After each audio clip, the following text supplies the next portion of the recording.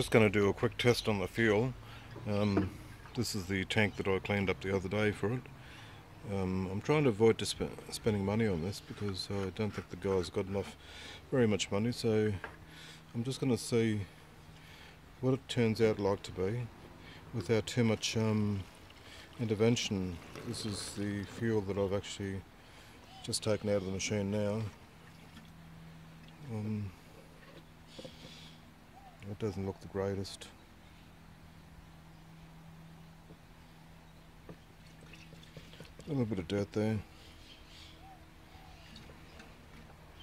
I don't know, I don't think there's water coming out of that. I'll have a look inside.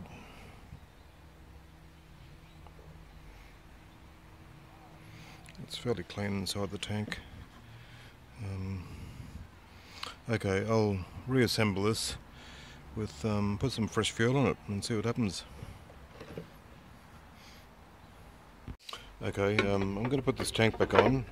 There's an O-ring in there which I actually lubricate a little bit, and that fits over that intake pipe there. These tanks are fairly easy to fit. You've got to have the governor linkage and the governor springs in place, and then just there's a little hole inside that spindle there. The linkage actually goes into that hole.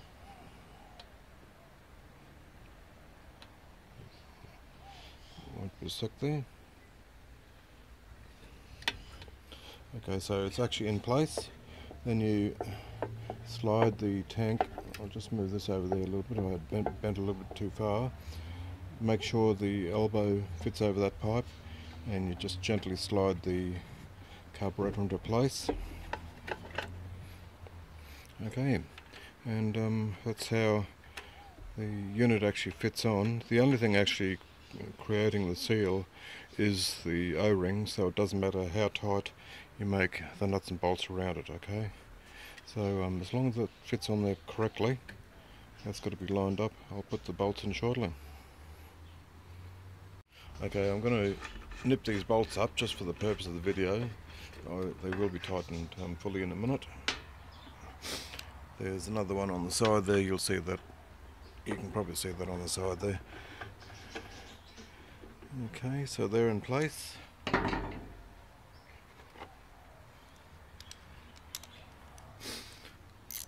This the side one can be tightened now. I've finished with that side of the motor. Okay, you don't have to turn it very hard. That one there, it's actually a 13mm. I'm using a 1/4" drive socket. It's really easy to, you don't have to tighten that too hard. Tightening those things harder does not affect anything that happens there. And once again, that's the governor system working there. Let's see if I can bring the camera a little bit closer for you.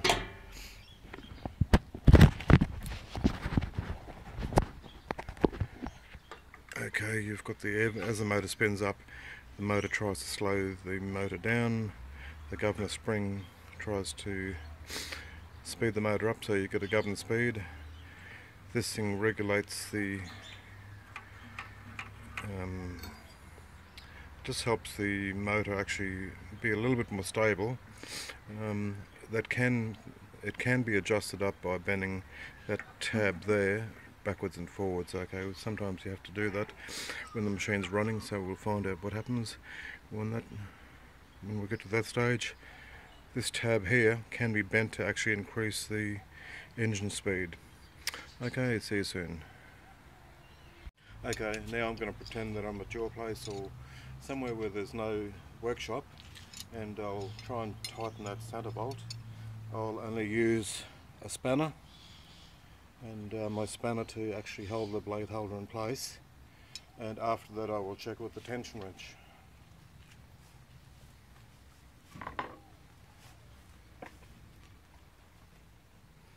All you do is position the blade holder in such a place so as you can actually, okay, that's locked in place now.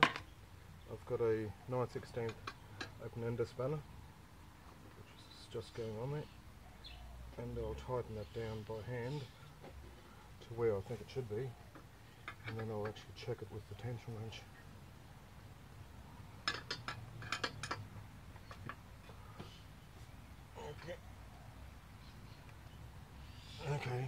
That's about as tight as I'm going to make it.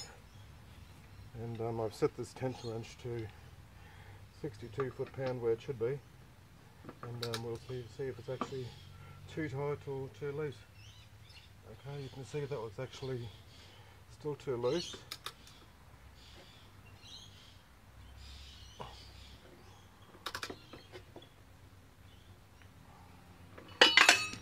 that didn't work very well.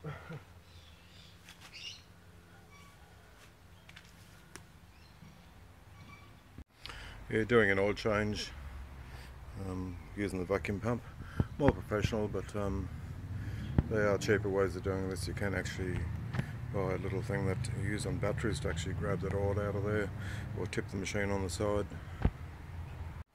Okay, the oil has been removed. I'm going to put some fresh oil, just under 500 mils. Okay, that'll do the machine.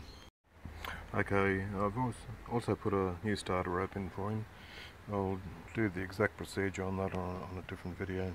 Okay, we've got the machine running.